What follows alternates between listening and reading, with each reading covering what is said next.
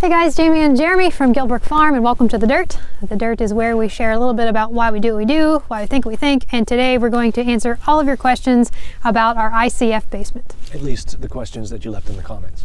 Yes. So for those of you guys that are new to the channel, we are building an ICF house on a mountain actually it's a foothill in Appalachia, and we are self-contracting this build ourselves, and so far we have gotten in the basement walls. And so this video is going to be about answering questions about the different steps that we took and what our plans are for this basement going forward. Yes, ICF is insulated concrete forms, if you're wondering. Also, shout out to Squarespace for sponsoring today's episode, and thanks to them for supporting creators like us. Yep, it helps us keep this content free to you guys and helps us keep going. Mm-hmm. So I'm going to be the one asking the questions today, and I have a huge list of questions, and you're going to be answering. Okay. So let's get started. All right, so the first question is why only 1 foot of footer? It's like a tongue twister. Why only 1 foot of footer? Isn't there a frost line to consider? Yeah, the frost line here is only 1 foot deep though, and the bottom of your footer has to be below the frost line.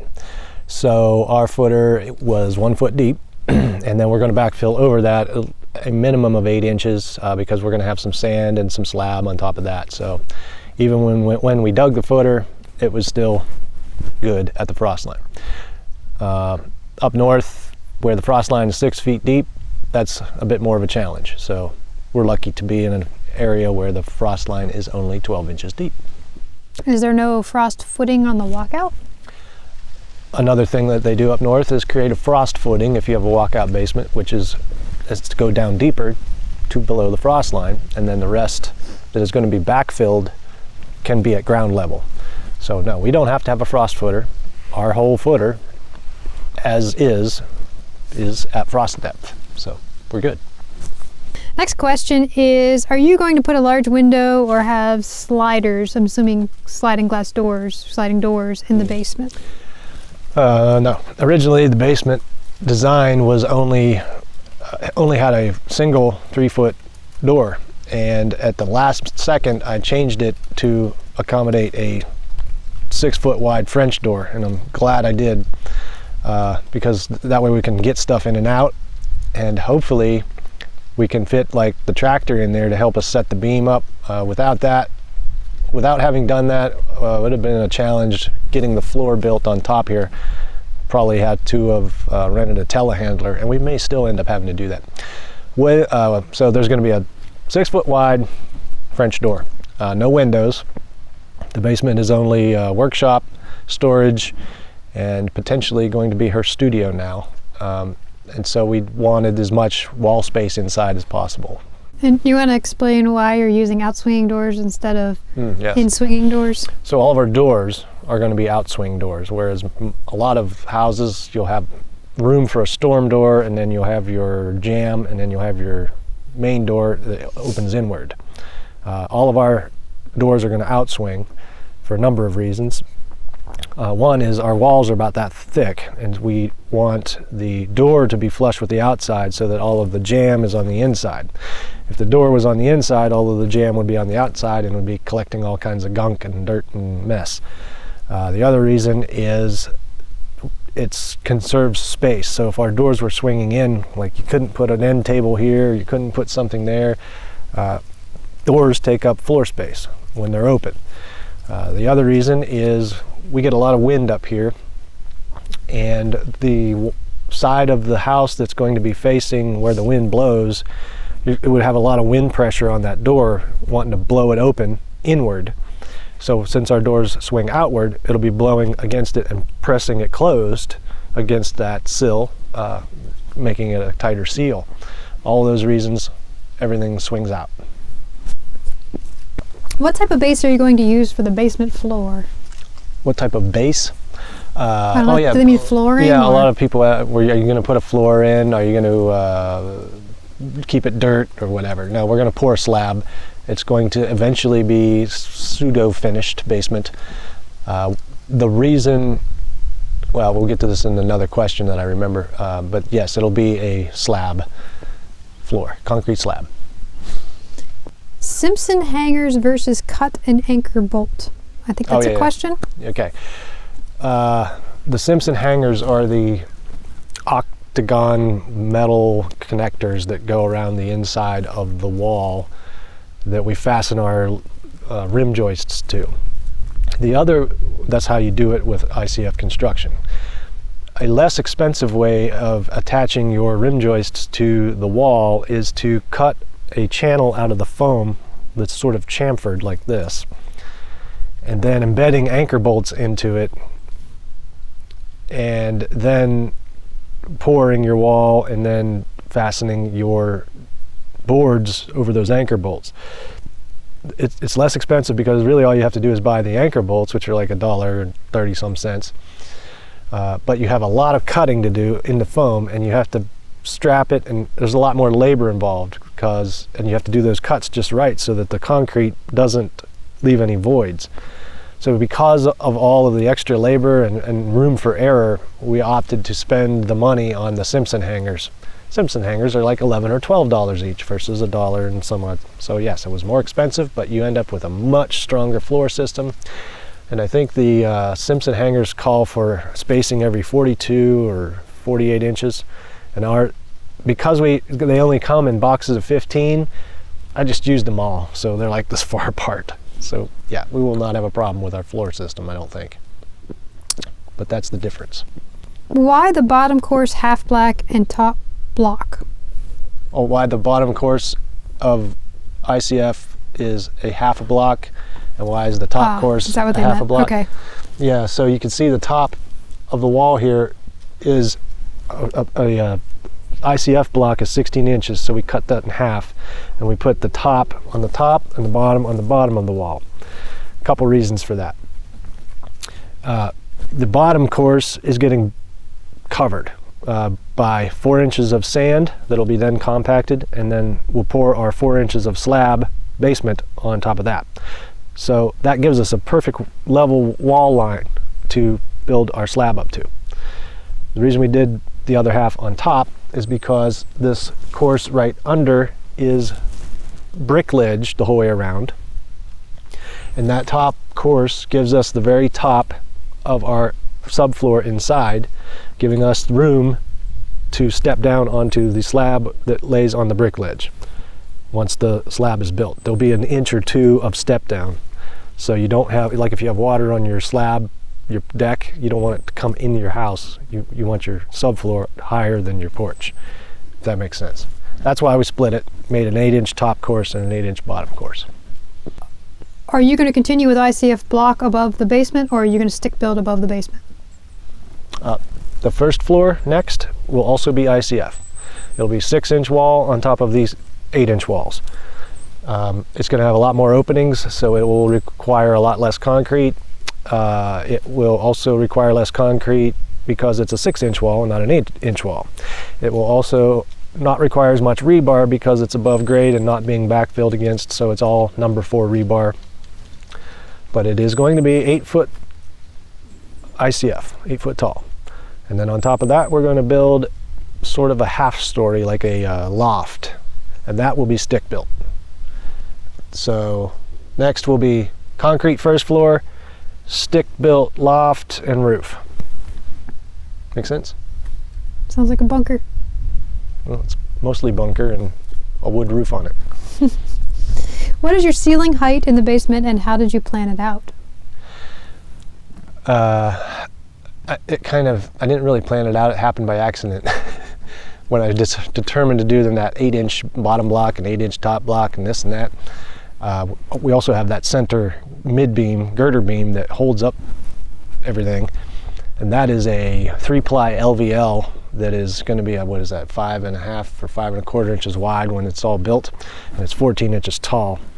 And originally I was going to have that beam, have my joist sitting on the beam, and that would have given me 14 inches less of ceiling space. Well, now I'm going to flush everything on top. Joists will use hangers up against the beam. The beam is raised up to be flush with the top of this wall. That means I have a, 10 foot minus 1 foot is 9, minus 2 inches is 8 foot 10. Ceiling will be, the ceiling height from the slab to the bottom of the beam will be 8 foot 10 inches. And then from there we can run mechanicals underneath all that. So if we have to do a drop ceiling, we'll still have an 8 foot ceiling.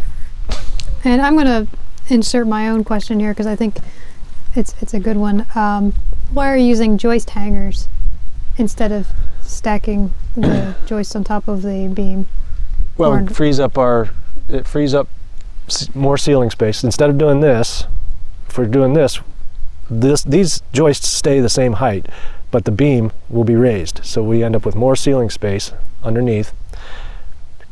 And code around here allows you to just put a 2x2 ledger strip and put your joists up against that. We're not going to do that. We're going to use actual metal fasteners because they're only like $1.25 a piece. And we've got a nail gun that's just for hanging, doing joist hangers and all that. So this is going to be solid. But the big reason is you get more ceiling space, and that's, gives you more room. Did you price compare building the basement with ICF versus concrete block? Yes. Originally we were going to do concrete block back when we were going to stick build, and it's just an apples to oranges comparison. It's not a good way to compare costs. Obviously ICF costs more, but there's so much more work and labor and material management and moving materials around when you're doing block. You got to stack the block, you got to do the mortar, you got to fill the block with concrete and rebar, and then you've got to figure out your waterproofing and your insulation on the outside and on the inside, and then you've got to fasten studs somehow if you're going to finish the inside of the basement. There's a whole lot more steps involved in building a block basement than ICF. With ICF, as you've seen in our videos, you stack it, you pour it, and now you've got your insulation, you've got your wall, you've got your studs built into the form that you can fasten drywall directly to. You can also fasten your siding or whatever cladding on the outside to. It's all built in. The only thing you really have to do is add your waterproofing, and you're good to go. So would you say it's cheaper to build ICF? I would say it's still a little more expensive, but only maybe 5% more.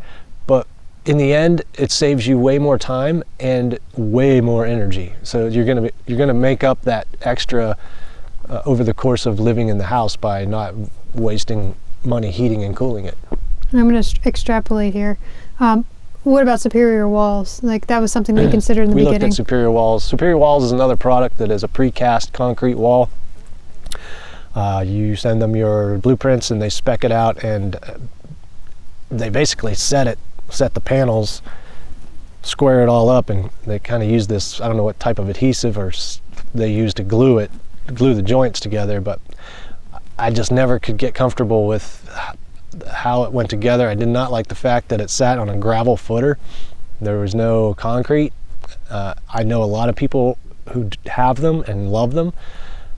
Just wasn't really for me in the end. When I compared the cost of a superior wall versus the cost of doing an ICF, it was real close. So I just went with ICF because of the added benefits of insulation and less labor and things like that. So peace of mind. How long does the concrete take to cure?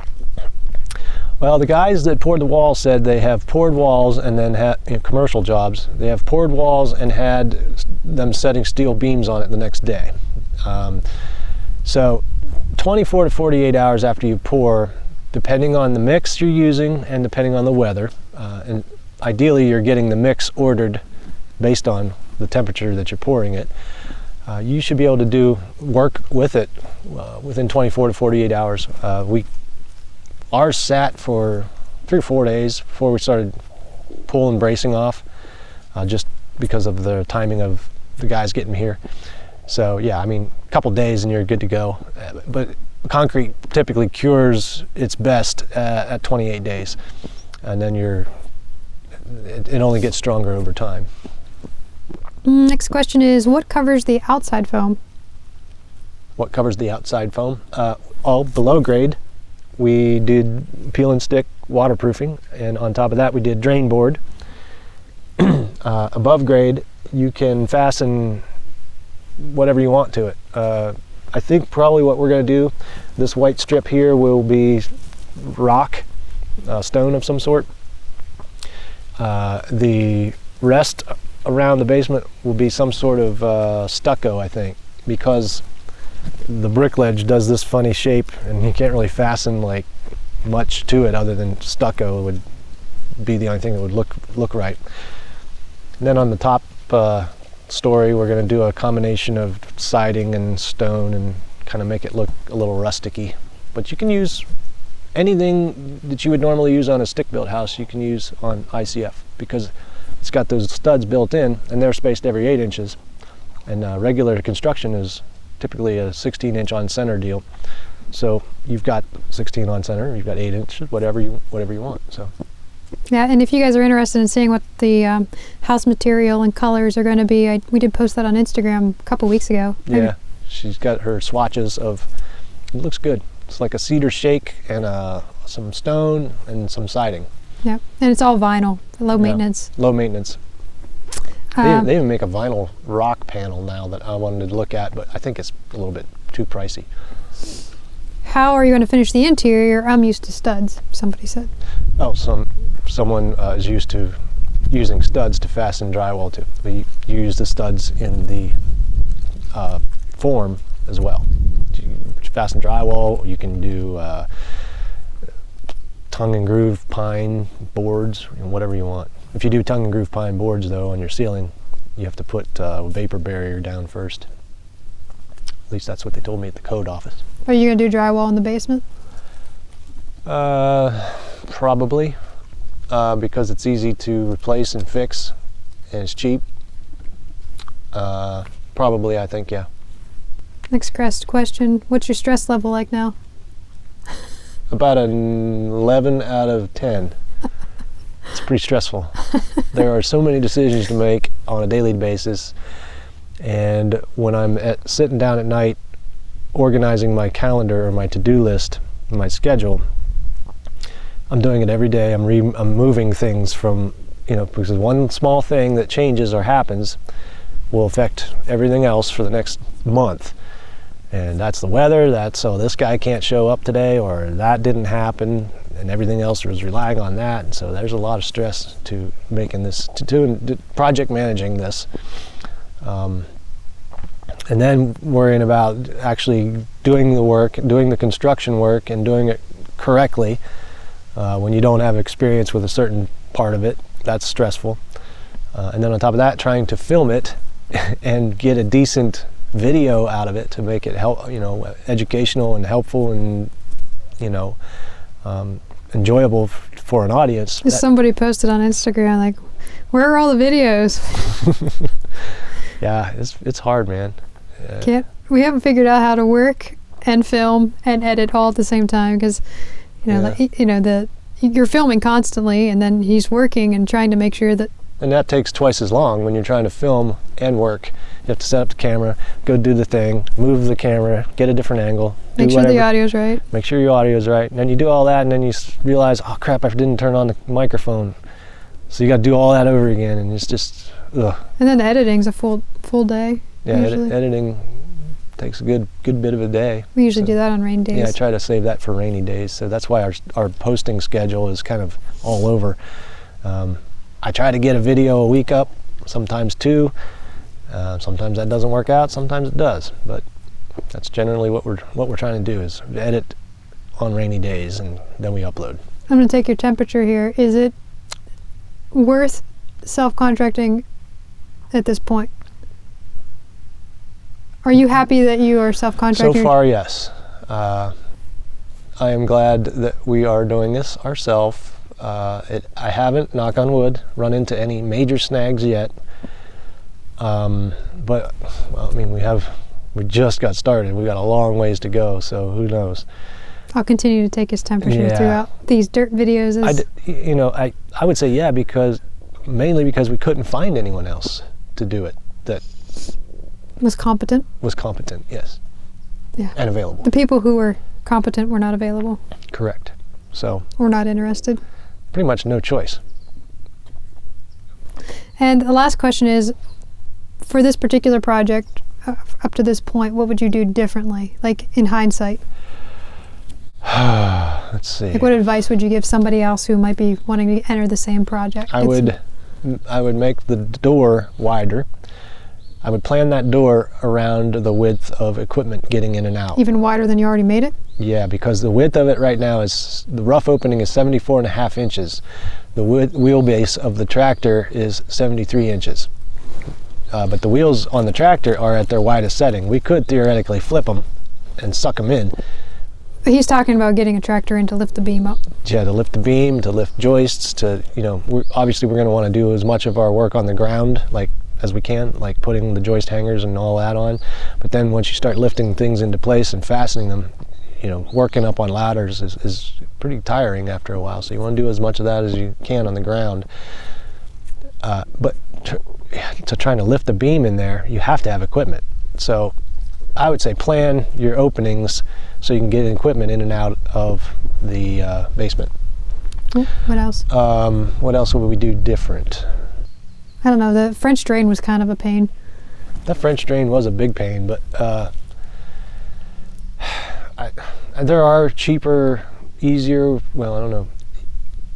There are easier ways and definitely cheaper ways of doing a French drain. I just don't know that they're better. They may be. Everybody I've talked to has said they don't ever have water issues around here with their foundation drains. And they have a lot of different ways of doing them. I did mine the way I know people up north do them, because they have more problems with leaky basements up north because there are more basements. So I designed and built our French drain around that knowledge, which is way overkill for code here.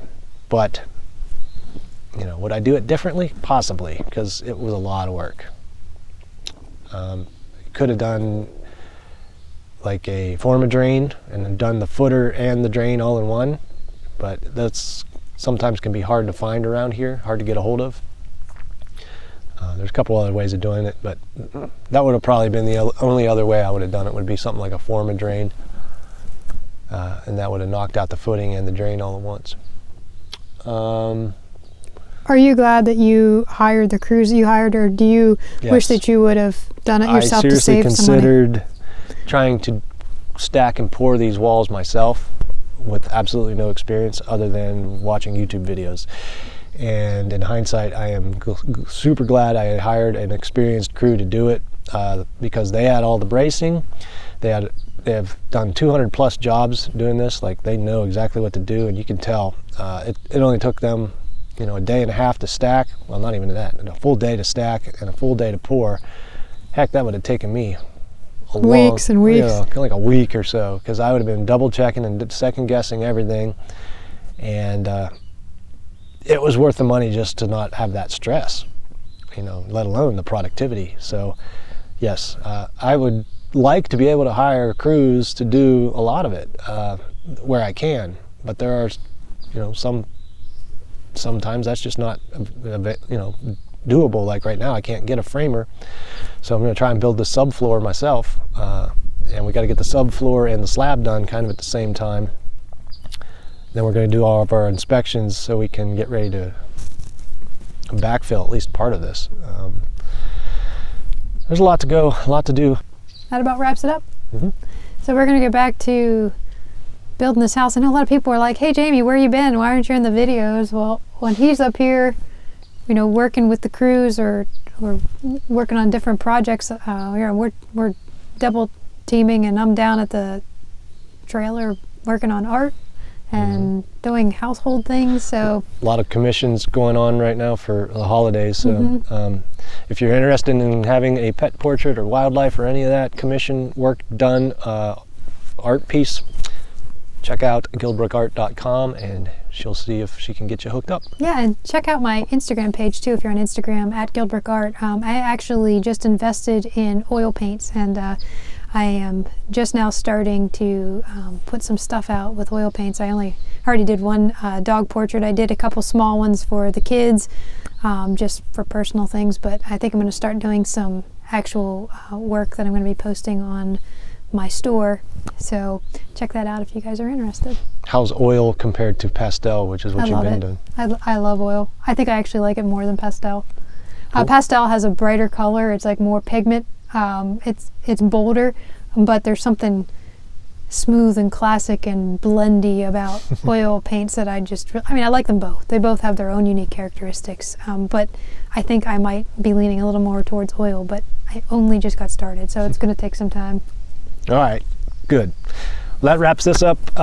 Next video we'll probably be working on the subfloor, setting the beam maybe, hopefully, because I have to assemble it. So we'll see you then, and thanks for watching. Squarespace gives people a powerful and beautiful online platform from which to create your website. With Squarespace's blogging tools, you can tell your story, share your updates, and post your photos and videos on a scheduled basis that suits your needs. We've done that with our guildbrookfarm.com website and our guildbrookart.com website. Squarespace's social media tools authenticate with your social media profiles so that you can embed your content on various platforms without having to correct links and titles or tags. You can also use Squarespace's email campaign features to make your emails stand out and unify your voice across your website and brand emails. If you're interested in checking Squarespace out to build your own website, go to squarespace.com/guildbrookfarm to get a free trial and 10% off your first purchase.